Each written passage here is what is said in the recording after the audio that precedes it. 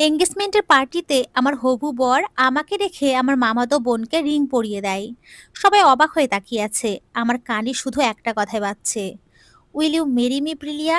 চোখ উপচে জল গড়িয়ে পড়ছে, অপমানে মাথা নিচু হয়ে গেছে। পার্টিতে লোকজন ভরপুর, সবাই আমার দিকে অন্যরকম চোখে তাকাচ্ছে। অনেকের অনেক কটূক্তি কানে আসছে। অন্য সময় হলে হয়তো আমি প্রতিবাদ করতাম, কিন্তু এখন চোখের জল ফেলা ছাড়া আর কিছুই করার নেই। কিছুক্ষণ আগে বেশ জাঁকজমকভাবে আমার এঙ্গেজমেন্টের আয়োজন করা হয়েছিল। বিয়েটা পারিবারিকভাবে ঠিক করা হয়েছিল। শুনেছিলাম বিহান মানে আমার হবু বর আমাকে অনেক ভালোবাসে। আব্বু এখন আমাকে বিয়ে দিতে রাজি ছিল না। সেই নাকি অনেক কাঠখড় পুড়িয়ে আব্বুকে রাজি করিয়েছে। আমি প্রথমে জেদ ধরে বসেছিলাম, এখন বিয়ে করব না। সবেমাত্র এইচএসসি পরীক্ষা দিয়েছি, এখন সময় চিল করার, আর এখনই এই বিয়ে নামক প্যারা নিতে চাইনি। কিন্তু বিহানের সাথে কথা বলার পর আমার বিহানকে ভালো লেগে যায়, তাই বিয়েতে রাজি হয়ে যাই। দুই পরিবার মিলেই বিয়ের দিন তারিখ ঠিক করে আর বড়সড় করে একটা এঙ্গেজমেন্ট পার্টির আয়োজন করে। আমি তাসনিম জাহান রিয়া। এবার এইচএসসি পরীক্ষা দিয়েছি। আমার বড় একজন ভাই আছে। অ্যানাউন্সমেন্ট করার পর আমরা দুজনে স্টেজে উঠি। আমাদের সাথে আমার মামাতো বোন প্রিলিয়াও স্টেজে ওঠে। যখন রিং পরানোর সময় হয় তখন বিহান আমাকে রেখে আমার মামাতো বোনের সামনে হাঁটু গেড়ে বসে প্রপোজ করে ফেলে, উইল ইউ মেরি মি প্রিলিয়া। প্রিলিয়া আপু হাসি মুখে প্রপোজাল একসেপ্ট করে নেয়। তখনই আব্বু এগিয়ে আসে। আব্বু চিৎকার করে বলে, এটা কোন ধরনের অসভ্যতামি? তুমি রিয়াকে রেখে প্রিলিয়াকে কেন রিং পরিয়েছো? আমার মেয়েকে সবার সামনে অপমান করার সাহস তোমাকে কে দিয়েছে? আব্বু বিহানকে আরো কিছু বলার আগেই মামা এসে আব্বুকে টেনে নিয়ে চলে যায়। আমি নিজেকে আর ঠিক রাখতে পারলাম না, বিহানের কলার চেপে ধরলাম। আচমকা বিহানের কলার চেপে ধরায় বিহান অপ্রস্তুত হয়ে পড়ে। গলার স্বর নিচু করে বলে, রিয়া কলার ছাড়ো। না, ছাড়বো না। আপনার লজ্জা করছে না? একজনকে রেখে আরো একজনকে রিং পরিয়ে দিয়েছেন, তাও আবার যাকে রিং পরানোর কথা ছিল তার মামাতো বোনকে। আপনি আমার সাথে কেন এমন করলেন? কি অন্যায় করেছিলাম আমি আপনার সাথে, যার জন্য আপনি এইভাবে আমাকে সবার সামনে হাসির পাত্র বানালেন? চুপ করে আছেন কেন? উত্তর দিন, উত্তর দিন আমার প্রশ্নের। দেখো রিয়া, তোমার সাথে আমার বিয়ে ঠিক হওয়াটা ছিল একটা মিস্টেক। আমি তোমাকে না, তোমার মামাতো বোন প্রিলিয়াকে ভালোবাসতাম। তোমার সাথে যে ভুলটা হয়েছে তার জন্য আমি দুঃখিত। অ্যাকচুয়ালি ভুলটা আমার ছিল না, ভুলটা করেছে আমার বন্ধু। ওই ভুল ইনফরমেশন এনে দিয়েছিল। তবুও আমি তোমাকে সরি বলছি। আপনি সরি বলে দিলেন আর সবকিছুর সমাধান হয়ে গেল? আপনি যে আমাকে সবার সামনে হাসির পাত্র বানালেন, আপনি সরি বললে কি সব মিটে যাবে?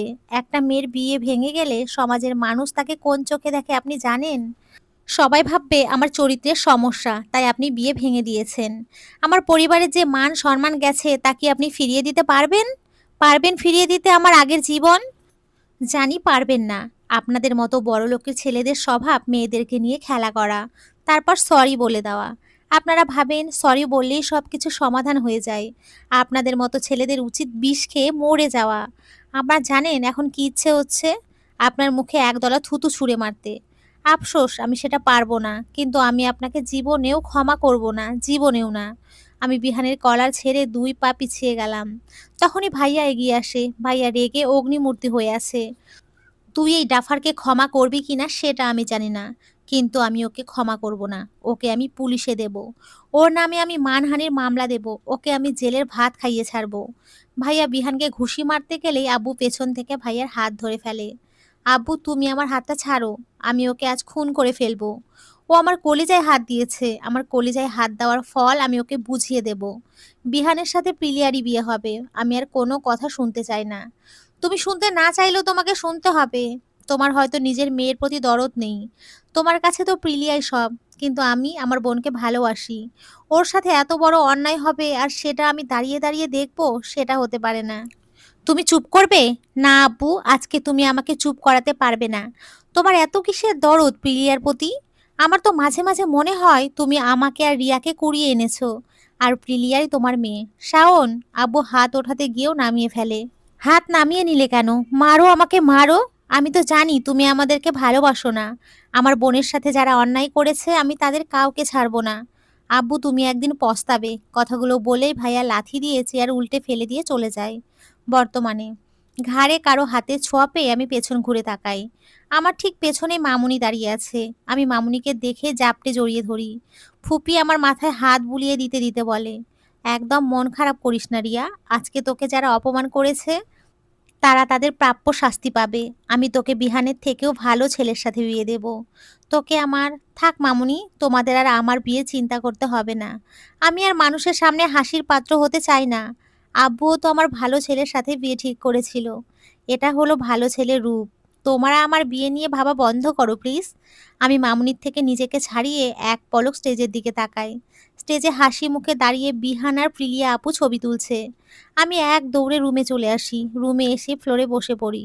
এর আগে কখনো আমাকে এতটা অপমানিত হতে হয়নি। আমি জানতাম প্রিলিয়া আপু আমাকে সহ্য করতে পারে না।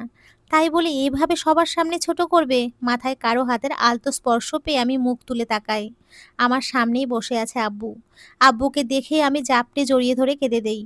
আব্বু, আমি তো এখন বিয়ে করতেই চাইনি। তোমাদের কথায় আমি বিয়েতে রাজি হয়েছিলাম।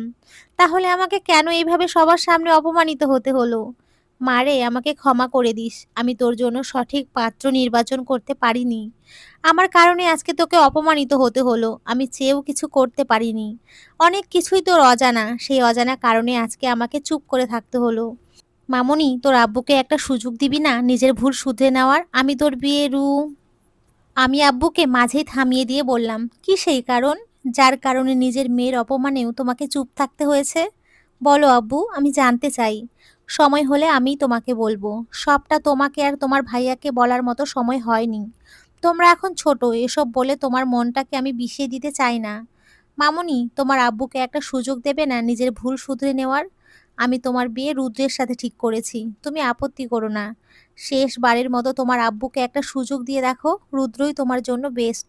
রুদ্র ভাইয়ের কথা শুনে আমি ছিটকে আব্বুর কাছ থেকে সরে যাই। আব্বু কি পাগল হয়ে গেছে নাকি? রুদ্র ভাইয়ার মতো একটা জড় বস্তুর সাথে আমার বিয়ে দিতে চাইছে? অনুভূতিহীন একটা মানুষ জীবনে কোনোদিন হাসতে দেখিনি। মুখটা সব সময় বিজ্ঞদের মতো গম্ভীর করে রাখে। আব্বু, তুমি এসব কি বলছো? আমার সাথে রুদ্র ভাইয়ার বিয়ে? এটা সম্ভব? ওনার সাথে আমার যায় না। ওনার আর আমার মাঝে আকাশ পাতাল তফাৎ। উনি যদি হন দক্ষিণ মেরু, তাহলে আমি হব উত্তর মেরু। তোমার আব্বুর উপরে তোমার ভরসা নেই? মানুষ জীবনে একবারই ভুল করে, বারবার না। আমি একবার ভুল করেছি বলে বারবার করব না। আমি জানি রুদ্রের সাথেই ভালো থাকবে। রুদ্র তোমাকে আগলে রাখবে, এটা আমার বিশ্বাস। রুদ্রের মতো ছেলে হয় না। আমি তোমাকে জোর করব না, সবটাই তোমার ইচ্ছের উপরে ডিপেন্ড করছে। আব্বুর দিকে এক পলক তাকায়। আব্বু মনে প্রাণে চাইছে আমি যাতে হ্যাঁ বলি। আব্বু একটা কথা ঠিকই বলেছে, রুদ্র ভাইয়ার মতো ছেলে হয় না। উনি অনেক দায়িত্ববান একজন মানুষ। কোনো কিছুর দায়িত্ব নিলে সেটা হেলাফেলা করেন না। তবু আমি আব্বুর কাছ থেকে সময় চেয়ে নিলাম ভাবার জন্য। আজকের দিনটা অনেক সুন্দর। আকাশটাও অনেক সুন্দর। চৈত্র মাসের ঝকঝকে নীল আকাশ। আকাশে তুলোর ন্যায় রাশি রাশি মেঘ ভেসে বেড়াচ্ছে। আজকে আমার মন খারাপ, ভীষণ মন খারাপ। ভাইয়ার ফোন বন্ধ, এখনো বাসায় ফেরেনি। এদিকে বিয়েতে হ্যাঁ বলে দিয়েছি, তার জন্যও টেনশন হচ্ছে। ওনার মতে তো আমার এখনো ফিডার খাওয়ার বয়স, সেখানে আমি ওনাকে বিয়ে করার জন্য রাজি হয়ে গেলাম। অন্য কাজিনদের সাথে আমার যেরকম সম্পর্ক ওনার সাথে ঠিক তেমন না। উনি হই হুল্লোড় একদম পছন্দ করেন না। সেদিকে আমার কাজিন জাতি হয় হুল্লোড় প্রিয়। উনি আমাদের বাড়িতে তেমন আসেন না, তাই ওনার সাথে আমার তেমন সখ্যতা গড়ে ওঠেনি। অন্য কাজিনদের সাথে আমার সম্পর্ক তুই তুমিতে থাকলেও ওনার সাথে আমার সম্পর্কটা তুমি আর আপনিতেই আটকে আছে। আমার এসব ভাবনার মাঝেই আমার ফোনটা বেজে ওঠে। ফোনের স্ক্রিনের নামটা দেখে আমি রেলিং থেকে পড়তে পড়তে বেঁচে যাই। ফোনের স্ক্রিনে রুদ্র ভাইয়ার নামটা ঝলঝল করছে। বিস্ময়ে আমার মুখটা হাঁ হয়ে যায়। রুদ্র নামের কোনো প্রাণীর নাম্বার যে আমার কল লিস্টে আছে সেটাই হয়তো আমার মনে ছিল না। বিস্ময় কেটে গিয়ে এক রাশ ভয় আমাকে ঘিরে ধরেছে। আমি বিয়েতে হ্যাঁ বলেছি বলে কি উনি আমাকে বকাঝকা বা থ্রেট করার জন্য ফোন দিয়েছেন? আমি ভাবাভাবি বাদ দিয়ে কলটা রিসিভ করলাম। রিসিভ করতেই গম্ভীর পুরুষালী কণ্ঠস্বর কর্ণকুহরে হলো, হ্যালো। আমি কিছু বলার আগেই মনে হলো উনি কলটা কেটে দিলেন। ফোনটা কান থেকে নামিয়ে দেখি আমার ফোনটাই বন্ধ হয়ে গেছে। 2 দিন ধরে তো ফোন চার্জই দেওয়া হয় না। ফোনটা চার্জে দিয়ে মাথায় ভালো করে ওড়না টেনে রুম থেকে বের হয়ে এলাম। ডাইনিং রুমে আসতেই প্রিলিয়া আপুর সাথে সাথে চোখাচোখি হয়ে গেল। আমি চোখ সরিয়ে নিলাম। একটা মানুষ কতটা নির্লজ্জ হলে এখনো আমাদের বাসায় থাকতে পারে? আম্মু গম্ভীর মুখে দাঁড়িয়ে আছে। আমি প্রিলিয়া আপুকে জাস্ট পাত্তা না দিয়ে একটা চেয়ার টেনে বসে পড়লাম। আম্মু আমার খাবার দাও, খুব ক্ষুধা লাগছে। কথাটা বলেই আমার ছোট মামার ছেলে জাইনের সাথে ফাজলামো শুরু করলাম। প্রিলিয়া আপুকে দেখে মনে হচ্ছে আমাকে এমন স্বাভাবিক আচরণ করতে দেখে ভীষণ অবাক হয়েছে। গতকালের ঘটনার পর আমার যেখানে কেঁদে কেটে ভাসানোর কথা, সেখানে আমি এত হাসি মুখে, সে হয়তো ভেবেছিল আমি বিহানকে ভালোবাসি, কিন্তু বিহানের প্রতি আমার যেটা সেটা শুধুই ভালো লাগা। গতকাল তো লজ্জায় অপমানে কান্না চলে এসেছিল। রিয়া, তুই এতক্ষণ কোথায় ছিলি? গতকালের পর তো তোকে আর দেখলামই না। আমি এতক্ষণ কোথায় ছিলাম সেটা তোমাকে কেন বলতে যাব? আমি কি তোমার কর্মচারী যে মিনিটে মিনিটে তোমার সাথে দেখা করতে হবে? যত্ত সব। আমার কথা শুনে আপু চুপসে যায়, তবু নিজের মুখে হাসি হাসি ভাব নিয়ে এসে বলে, রিয়া, আজকে আমি আর বিহান শপিং করতে যাব। তুই আমাদের সাথে যাবি? আমি মাইনষের জামাইয়ের লগে শপিংয়ে যাই না। আমি আমার নিজের জামাইয়ের সাথে যাব। আর আমার হবু বরের যথেষ্ট টাকা আছে আমাকে শপিং করিয়ে দেবার জন্য।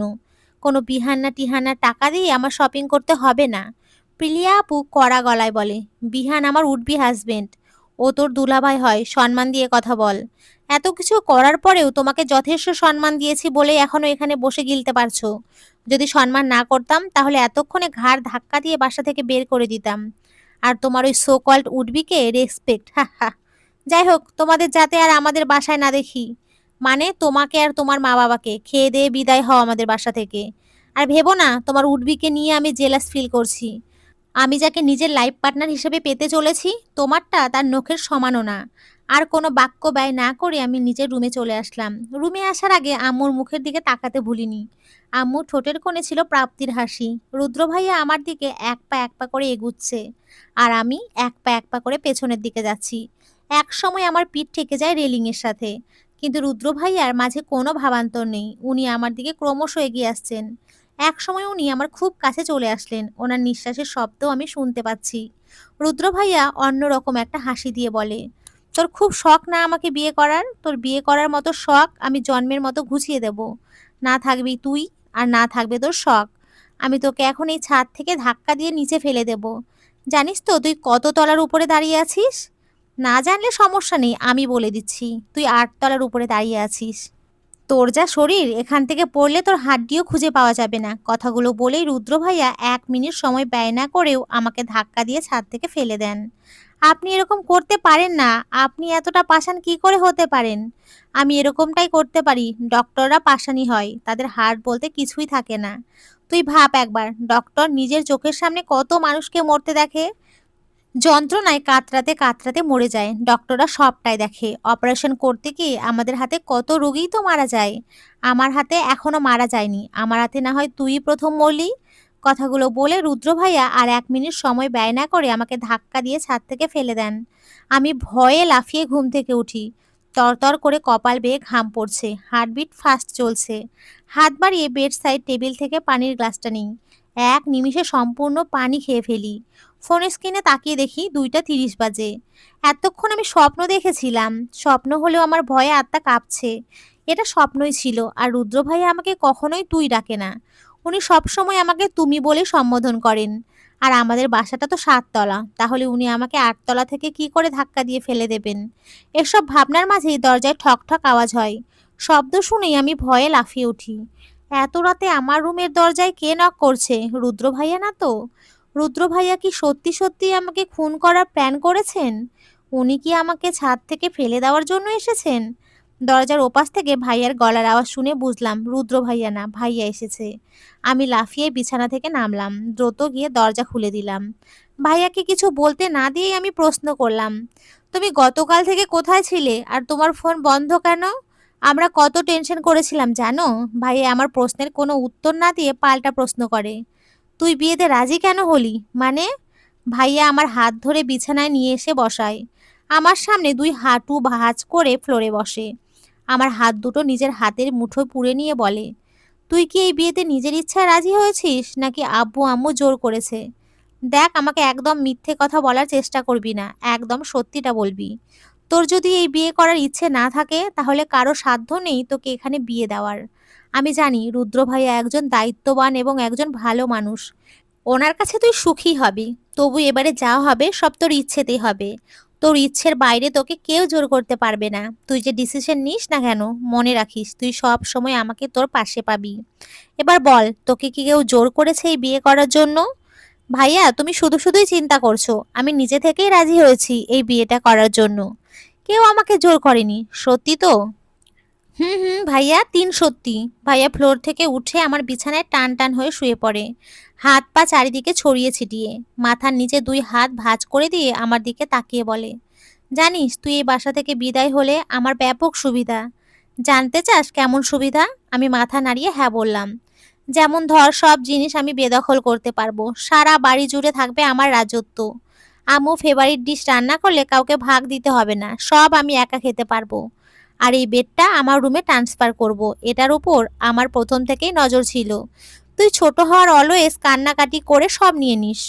তোমাকে আমি একদম আমার জিনিস দখল করতে দেব না। আমার সব জিনিসে চুলকানির পাউডার ছিটিয়ে যাব। সেটা সময় হলেই দেখা যাবে। নে এবার আমার পাটা টিপে দে তো। তোর কারণে লাথি মারতে গিয়ে পায়ে ভীষণ ব্যথা পেয়েছি। নে নে, বড় ভাইয়ার যত্ন আত্তি কর। ভাইয়া আমার কোলের উপরে পা তুলে দেয়।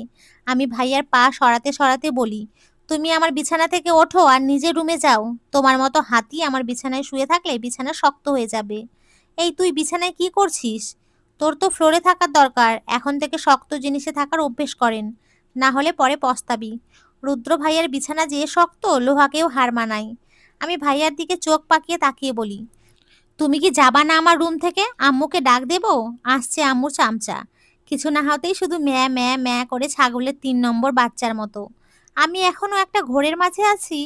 এত তাড়াতাড়ি আমার বিয়ে হয়ে যাবে সেটা আমার কল্পনারও বাইরে ছিল। আজকে দুপুরবেলা হুট করে আম্মু আমাকে ঘুম থেকে টেনে তুলে একটা শাড়ি হাতে দিয়ে ওয়াশরুমে পাঠিয়ে দেয়। ওয়াশরুম থেকে ফ্রেশ হয়ে বের হতেই আম্মু আমাকে খাওয়াতে শুরু করে। বড় বড় লোকমা একটার পর একটা আমার মুখে ঠেলে ঠেলে ঢুকাচ্ছে। আম্মু আমাকে দ্রুত খাইয়ে দিয়ে চলে যায়। একটু পরেই আমার কাজিনরা এসে আমাকে সাজানো শুরু করে। তাদেরকে আমি এত প্রশ্ন করে যাচ্ছি যে আমাকে কেন সাজানো হচ্ছে, আমাকে কেন শাড়ি পরানো হচ্ছে, কিন্তু কেউ আমার একটা কথারও উত্তর দিল না। রোবটের মতো আমাকে মূর্তি সাজিয়ে যাচ্ছে। সাজানো শেষে আমাকে ড্রয়িং রুমে নিয়ে যাওয়া হলো। ড্রয়িং রুমের সোফার দিকে তাকাতেই আমার চক্ষু চড়ক গাছ। শুভ্র রঙের পাঞ্জাবি পরে গম্ভীর মুখে বসে আছেন রুদ্র ভাইয়া।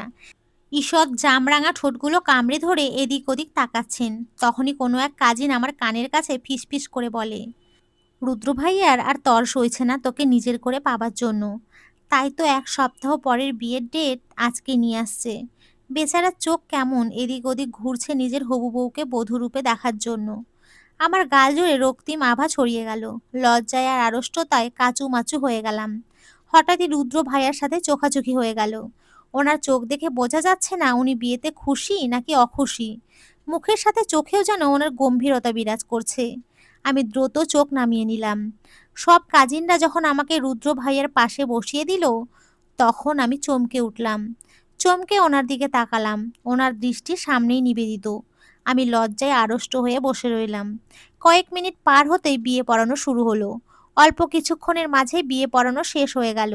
বিয়ে সম্পূর্ণ হতেই ভরাট পুরুষালী কণ্ঠ কর্ণকুহুর হলো, আমাদের এখন যাওয়া উচিত, রাত অনেক হয়েছে।